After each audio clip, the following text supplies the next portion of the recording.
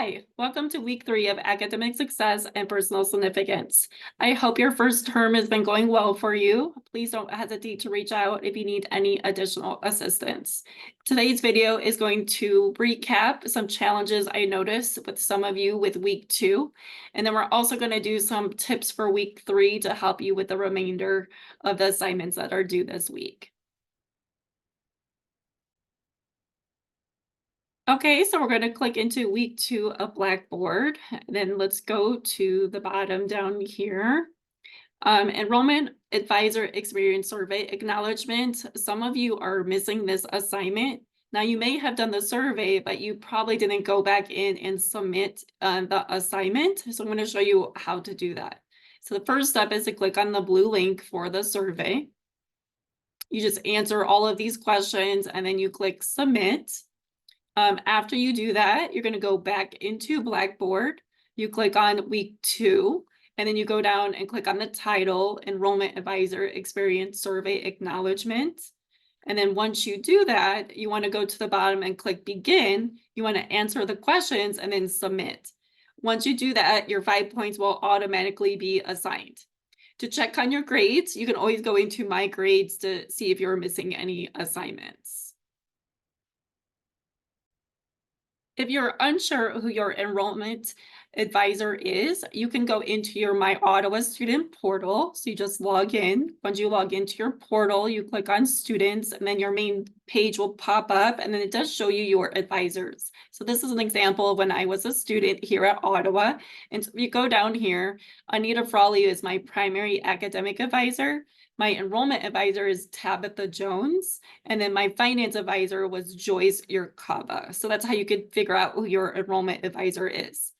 If for some reason you don't have an enrollment advisor listed there, just think back to when you originally started your communications at Ottawa University and who that person was that helped you through admissions. They'd be considered your enrollment advisor.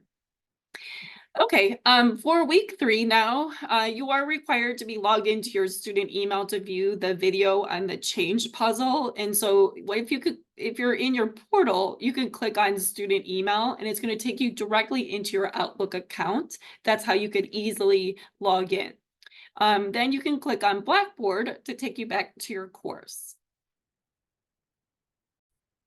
Okay, now we're going to go into week 3. So you just click on week 3 in Blackboard. Okay, so then one of the assignments this week is to review the student handbook. There are some pages in there that I would like to bring to your attention. So we're going to click on that and go over it. Okay, here is the student handbook. What I want you to go into is page 24. So up at the top, you could change the page number to get you to where you want to go.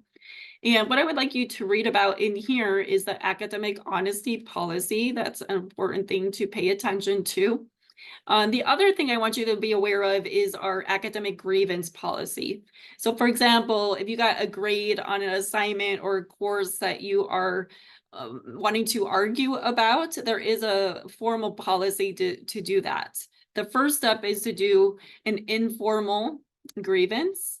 And so, or resolution. So the first thing you would do is contact the professor of the course and you would talk to them about the grading and any suggestions. And, you could just ask them your situation and to see if anything could be modified. If you want to have a Zoom appointment with your professor, you could definitely reach out to me as your academic advisor to help set that up for you. Or if you're having difficulty communicating with your professor through email, I can always kind of bridge that communication gap as well. But ultimately, the grades of your assignments and courses are coming directly from your professor, and they're the only ones at liberty to change grades. If you feel the informal resolution hasn't come to an agreeable decision, then the next step would be to go through the formal resolution.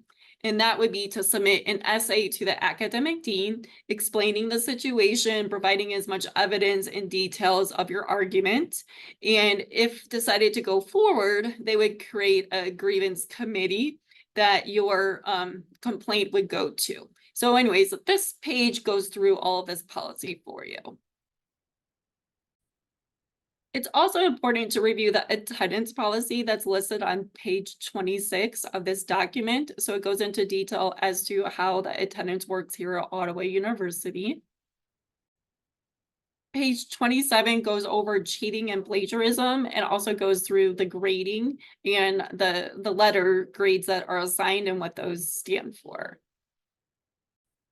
Page 29 of the document does talk about course drop, so it's important to understand the policy when it comes to that, as well as withdrawal after the drop period, which means after that first week of class.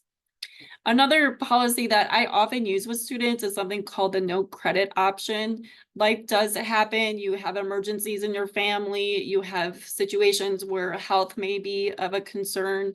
So if something does happen to you that prevents you from successfully completing a course, no credit may be an option for you. So please make sure you discuss that with me to see if you would qualify for that. Then page 30 of the document does talk about the student email and how important it is to it's your responsibility to be checking your student email on a regular basis, and that's the main contact that Ottawa University has with you. And then it does go into a little bit more detail about the drop and withdrawal policy as well. So these are the pages that I think you should pay most attention to in the handbook.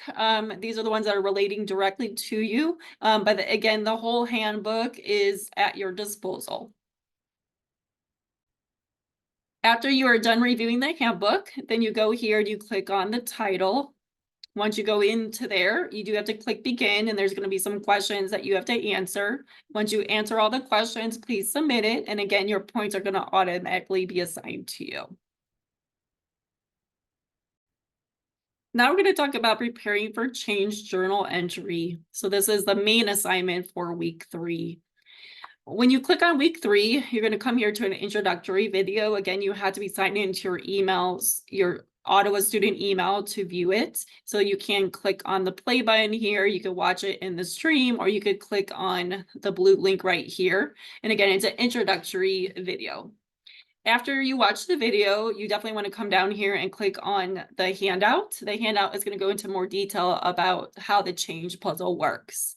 So change is inevitable. It's going to happen while you're going to school. It's going to happen in your normal life.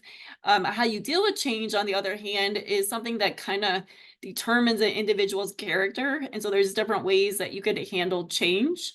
And so this really does have you reflect on your current mode of thinking and maybe how you emotionally react to change. For me, I get very anxious when change is on the horizon. I'm a very detailed person. I like to have my life organized. And so when change happens, it is a little hard for me to adapt. But I do, see the importance of change and how that can be a positive effect on me as well. When you are ready to submit your journal entry, you're going to click on journal entry.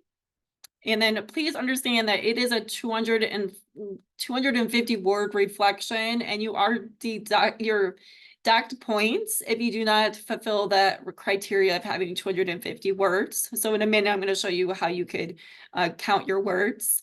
But to do that, you just click on create journal entry, and then that's how you could, type it out. I suggest having it on a Word document, and once you're done, you could copy and paste it into your journal entry area there.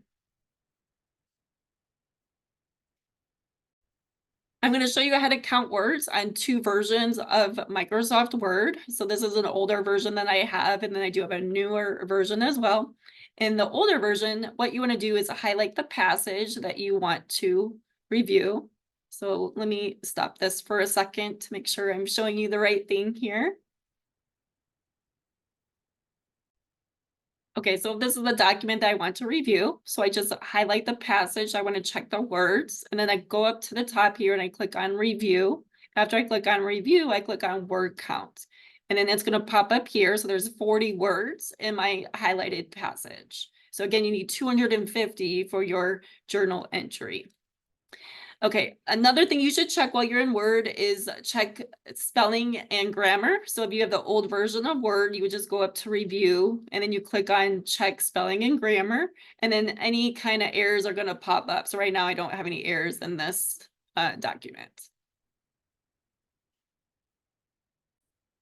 Now here's an example of a newer version of Word. So again, I want to highlight the passage. I want to know how many words are in. So I'm going to just highlight all of this. And I go up here and I click review, and then I click word count. And then what pops up is 246 words in this document. So that's how you would check it in a newer version. Now, if I want to do the same thing for spelling and grammar, this one's a little bit different. So I would again click review, and then I would go to editor. Once you click on editor, there's a right side panel that pops up, and then it's going to list all of your spelling and grammar errors. But you also will need to make sure you look at refinements.